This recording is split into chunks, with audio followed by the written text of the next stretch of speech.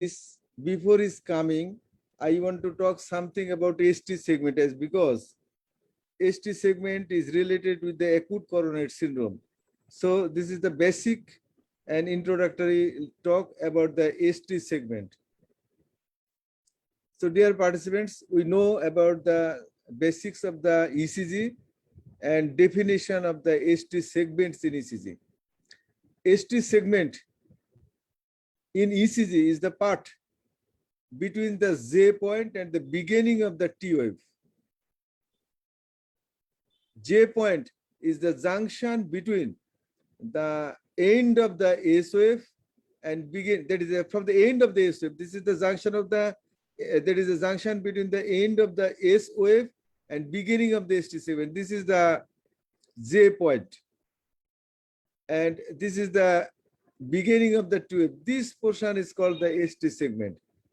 This segment is very much important. This small area is very much important in ECG and interpretation of the acute coronary syndrome related ECGs, because in acute coronary syndrome ischemia infection, this is the part which is affected most of the times, and diagnosis of the acute coronary syndrome, infection, unstable, everything is related to the ST segment. So this is the ST segment, the area between the J point and the beginning of the T wave. But the junction, what we see in the slide and in the ECG, is not so clear all that time.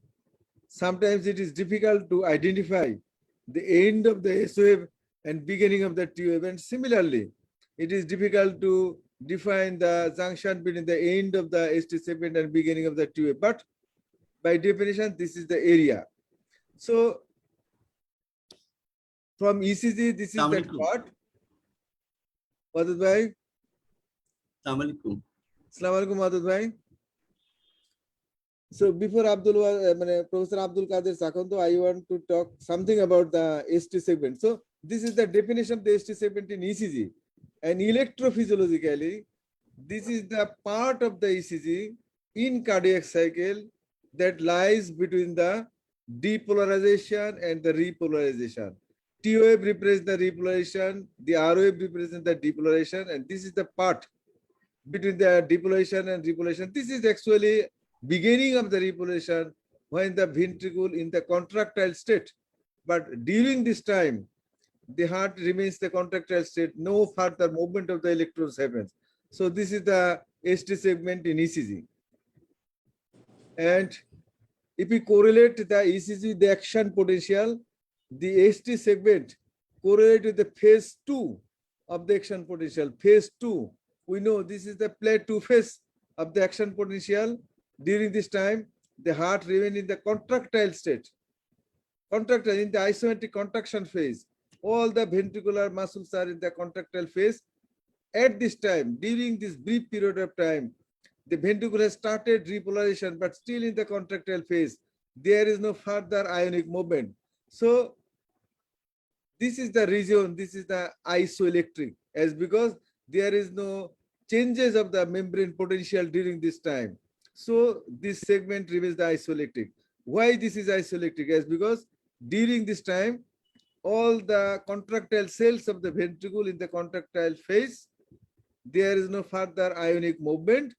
There is no further changes of the membrane potential. So the ST segment remains in the isoelectric phase. So this is the ST segment, and this is the reason why the ST segment in the isoelectric phase. But in ischemia, during the ischemia, that is when there will be acute coronary syndrome and something changes like the ischemia, the permeability, because of the ischemia, the permeability of the contractile cells are changed. So there will be changes of the membrane potential, changes of the threshold potential, and as because there will be changes the potential, depending on the polarity of the potential, the ST segment will deviate either upwards or downwards. So this is the region, this is the part what was isoelectric in normal state become unstable during the acute ischemia. So this is the ST segment, and this is the region why the ST segment becomes either goes upward or downwards during acute ischemia or acute coronary syndrome. So this is the answer. And we know during the acute ischemia or the ischemic heart disease, or when there will be some occlusions of the coronary arteries, there will be three areas. This is the very classic picture in the textbook. This is the three areas, that is the three zones. This is the infarct area, this is the peri-infarct area, and this is the peripheral area. And all the cells, the cells here is the necrosed, that is infarcted. This is the injured cell, and these are the ischemic cells. So ischemia, injury, and infarction, that is necrosed. There will be three kinds of the cell at the site of the occlusion, and ECG records electrical activity of all these areas. The necrosed area, this is electrically inert, so produce the Q wave. This is the injured area, so this is the electrically unstable, and depending on the polarity of the electricity, there will be changes in the ST segment. And the white, this is the ischemic area that will reflected by the T wave polarity. So these are the classic findings of the STT segments during the acute coronary syndrome and ischemia, that is the infarction, ischemia, and injury. Not all the three areas or three zones present at the same time. There may not be the infarct area, only the two areas, may not be the ischemic area, only the injured area. So depending on the presence or absence of all the three areas, the ECG will record the electrical activity. And from this ECG, we can predict what is happening inside the heart. So this is very much important for understanding the physiology of the ST7. And during the ischemic events, the ST segment either may go up or may go down. That is elevation or depression. What is the physiology? Why the ST segment goes up and why the ST segment goes down? This is the normal physiology, and the conception is that depending on the location of the injury, either it is the transmural, or it is the epicardial, or in the endocardial, and position of the electrode. This is the position of the electrode. As for example, this is the position of the electrode just overlying the injured area, and this injured area is subepicardial. We know when there will be injury, this area will become negative. This area is become negative relative to the normal area. The normal area is positive, this area is negative. So the electricity will go from normal to the abnormal area, from positive to the negative. So the vector of the electricity movement, that is the current of injury, the vector of the current of injury from normal to injured area, that is from epicardial, that is the endocardial to epicardial, where the electrode is present, that is the force is going toward the electrode source. So there will be ST segment elevation.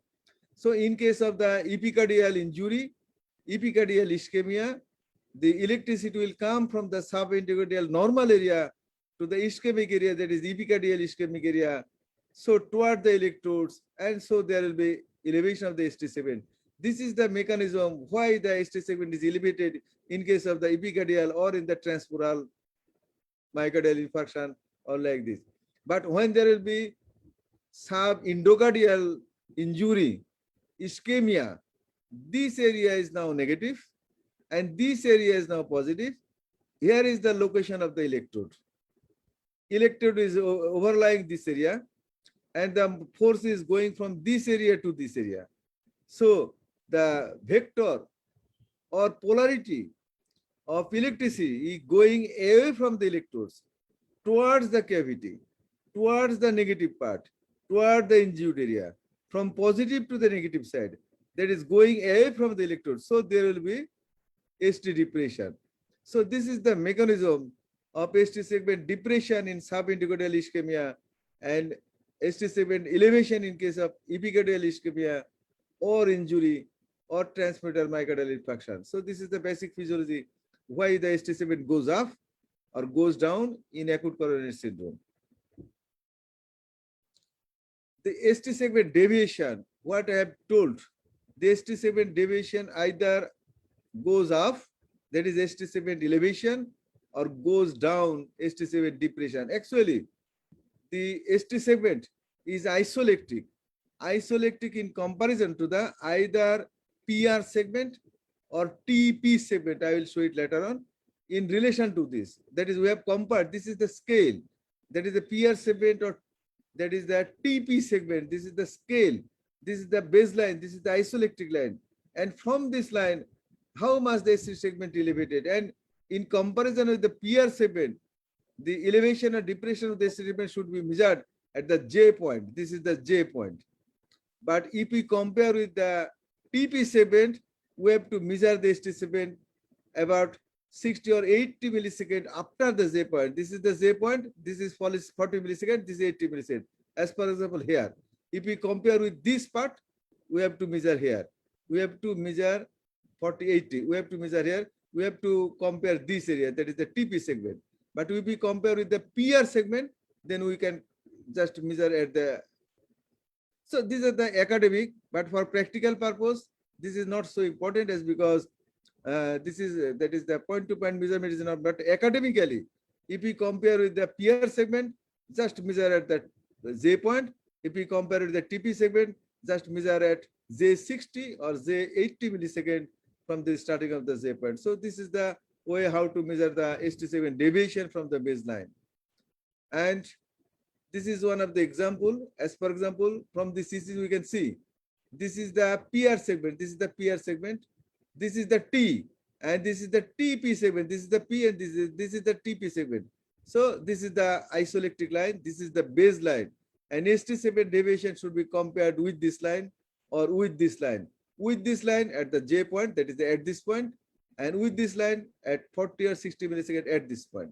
So this is how we measure the ST segment deviation from this point. If you see, this is the V2, the ST segment, that is J point is elevated. If we compare with the PR segment, that is the ST segment elevated about 2 millimeter, that is 2 millivolt. The 2 millivolt ST segment is elevated in V2. So this is the way how we calculate the ST segment, and the ST segment deviation either isolectic normally, irrespective of conditions. The ST segment either will be isolectic as in physiology, or in case of injury, there will be deviation either above or down, and this is how we measure the ST segment deviation from the baseline. The baseline will be either PR segment or TP segment. TP segment. This is the ending of the T, and this is beginning of the P. This is the isolectic line. So we have to compare the ST segment deviation comparing this either of these two parts. But when there will be tachycardia, it is difficult to define the ST segment deviation. This is very much difficult to debate the ST segment deviation. There is some assumption, but clearly it is difficult to define the ST segment deviation. As because I have already told, the beginning, that is the J point, and the beginning of the T wave are not always very sharp. In many conditions, the area is very much blurred, very much diffuse. Pinpoint identification of the J point and the beginning of the T wave is very difficult. As for example, these kinds of the during tachycardia, it is difficult to, we just see there is T wave inversion and hopefully the ST segment is also downward, but it is difficult to define very clearly. This is the ST segment, this is the ST segment. Yes, there is some assumption, there is some changes, but it is very much difficult to define. This may be the J point, this is the beginning of the T wave, this only small area is the J point. So this is very much difficult to define the real deviation of the ST segment during the tachycardia. So also, this may happen during the acute coronary syndrome. This is one of the ECG of our patient during the acute coronary syndrome, wide QRS complex. Definitely we see some changes in the ST segment. Definitely we see, but it is very much difficult. This is what? This is what? So there may be some debate. This is what? What is this? Is QRS complex or ST segment or something else? So what is the message is that? This is the ST segment, I think. So what is the message? That is during the ventricular tachycardia or acute coronary syndrome in wide QRS complex or bundle branch block, there is very much difficult to define the exact deviation of the QRS complex. We can give some prediction, some assumption, and correlation with the clinical context, but anatomically, academically, depend to the ST7 in such situations. So this is one of the example. This is another Sir. example you see. Sir, This if you don't mind, during exam, if students are being asked this ECG, should they comment on ST segment? yes, they can comment, but this is the limitation. This is not hard and fast that they have to dogmatic about the comment. They can say yes, this is the assumption, but this is the limitation of the ECG. That is that during tachycardia or some clinical session, I'll show in later of the secondary senses that is difficult to define. Yes, for example, you can see clearly. You can see the clearly. This is the J point. You can see this is the J point. This is the beginning of the T wave. The ST7 is isolated. There is no doubt. You can see this is ST7 isolated. The ST7 isolated. T wave is inverted. So this is how you can see. This is the J point. Clearly, this is the J point, and this is the beginning of the T wave. So this is the ST7. So there is some areas when you can see clearly define the ST7, anatomy of the ST7, physiology of the, but there is some limitation. Particularly, there is some secondary changes. As far as tachycardia and other conditions, I will show you later on. So there will be some limitation. This is not, that is, there is nothing to be dogmatic. That is this area, that is the ST7 is hugely dilated like this, that is elevated. So this is the condition when we can see clearly, and this is the condition when we is defined to define the ST7 very clearly. So these are the limitation. And ST7 changes sometimes may be primary changes or secondary changes. When the changes are because of the repolarization, as because ST7 is a part of the repolarization. So when the changes is because of the repolarization abnormality, this is the primary changes. And when the changes is because of the depolarization, it is the secondary changes. This is one of the examples of the hypokalemia, that is the QT segment is prolonged, the ST7 is deviated downwards, QT is prolonged, and this is secondary to the hypokalemia. So the ST7, this is the J point, and this is the very difficult to define clearly the ending of the T wave. So this is the ending of the T wave, and maybe this is the beginning of the T wave. So the ST segment is prolonged, as because we know the QT segment is prolonged because the ST segment is prolonged. That is the two components of the QT, ST and the T wave. Either widening of this either component gives rise to the prolonged QT segment. So here the QT segment is prolonged because of the lengthening of the ST segment, and this lengthening is because of the changes of the ST7, and ST7 goes downward. So this shows, I am just focusing that these changes is because of the repolarization changes, and this kind of the change is called the primary STT changes. Primary STT, the depolarization is okay. You see the R wave. So depolarization is okay, but repolarization is abnormal. This is the depolarization is okay, depolarization okay, but the repolarization is abnormal. You see, the ST7 is abnormal, T wave is abnormal. So the repolarization is abnormal. So when the changes is because of the changes in the repolarization, it is the primary changes. And when like this, the changes here you see, there is also changes of the ST segment. And this is the short PR. This is the WPW. This is the pre-excitation. That is the pre-excitation means some changes in the depolarization. That is ventricle is pre-excited. Ventricle is depolarized from the two ways, from the accessory path and the normal contraction system. So this is the depolarization abnormality. You see, there is widening of the QRS corner. So the depolarization is not normal. So these ST segment changes is because of the changes of the depolarization. When the ST7 changes happens because of the changes of the depolarization, this is the secondary STT changes, and this is the primary STT changes. And this is another example. Here also see the ST7, that is J point, that is the nose at the J point, and the J point is elevated with concavity upwards. This is one of the example of the early repolarization. Early repolarization, the very name denotes this is the early repolarization, that is problem in the repolarization. So the STT changes is because of the changes in the repolarization, as because the changes is localized, the depolarization is okay, the repolarization is abnormal. So this is the primary changes. So just this is the academic interest, that is you can think about the STT changes is either primary or secondary. This is only because of the academic. And again, the ST deviation. either maybe ischemic or non-ischemic. Tushar, just let me know when Professor Abdul Qadir Akund arrives. Just let me know. When Professor Abdul Sir, Qadir will Akund sir join, has just joined. Akund sir has joined, but not as a panelist. no, I'm no, no. requesting Mr. Kamrul to make Akund sir as panelist. Then we can shift to that lecture room. Right, right, right. After he joins. When Professor Abdul Qadir Akundu's joining is finished, just let me know. So the ST7 changes may be either ischemic or non-ischemic. This is the classic and the common conception is that in case of the ischemic, the ST7 deviation, when it is goes upwards, the convex morphology is specific for the ischemic changes, and concavity upwards is the non-ischemic changes. So this is the common conception. This is one of the example where the ST segment is elevated, concavity upwards. Clearly, you can see lead 1, lead 2, diffuse in all the leads. ST segment goes upwards with the concavity upwards. The depolarization is okay. The changes in the depolarization. So this is the primary changes, and the ST segment going upwards, and many of the leads. So this is one of the example, and maybe due to the pericarditis. So this is the pericarditis, and you can see the changes in the pericarditis. So not only it is the deviation going upwards and deviation. When there will be going upwards, there will be some classic types of the ST segment morphology. ST segment morphology. That is, it may be convex like this.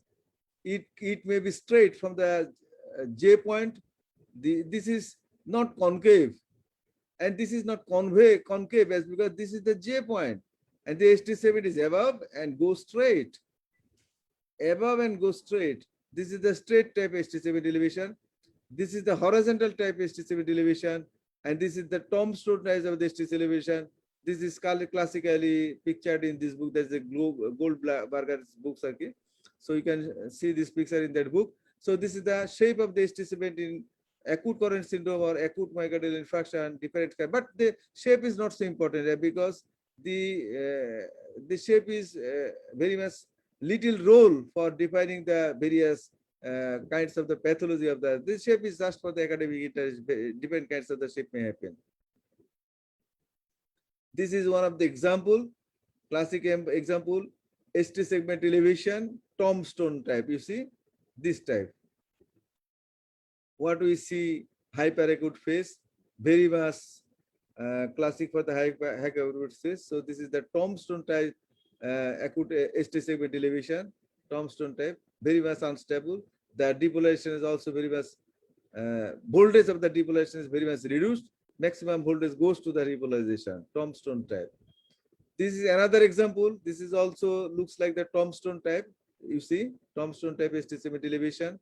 And simultaneously also there is ST7 depression, and because of the reciprocal changes. So this is another example of the different kinds of. This is another interesting example, or you can see the ST7 elevation. This is the inferior lead ST7 elevation.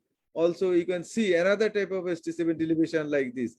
Another type of the ST7 elevation, either because of the repolation or because of the ST7 elevation, real ST7 elevation. But maybe this patient has got already the early repolation, as because the J point is elevated, there is some notching, and there is some ST7 elevation in the inferior leads.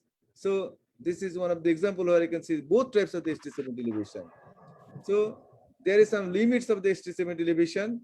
Limit of the ST7 elevation, as for example, in case of the main, in V1 and V2, up to 2 millimeters is acceptable, but in others list, not more than 1 millimeter. And in case of women, 1.5 millimeter V1 and V3, and not more than 1 millimeter other leads. And there is Minnesota code regarding the ST7 limits. Minnesota code. What I have told already, this is the limits of the ST7 deviation, either going up or down. This is the limit, 2 millimeter, 1.5 millimeter, or 1 millimeter. And that has been nicely described in Minnesota code about the limits of the ST7 elevation. This is the limit and Minnesota code. And because of this very much minimal margin, there is some mistakes of defining the ST segment deviation even by the cardiologist. And because of this, there may be 11% mistakes in different studies. I may mistake, you may mistake, everybody can mistake. That is, we can make, sometimes we can overdiagnose or underdiagnose because of some minimal changes. And this is the talk will be by Professor Abdul Qadir Akhundu. So this Sir, is the Akhundu sir has limitation. joined. Akhundu sir has already joined. So I can stop. So this is the ST7 limits, and let us join with Professor Abdul Qadir Akhundu. He is our scheduled speaker today, Professor Abdul Qadir.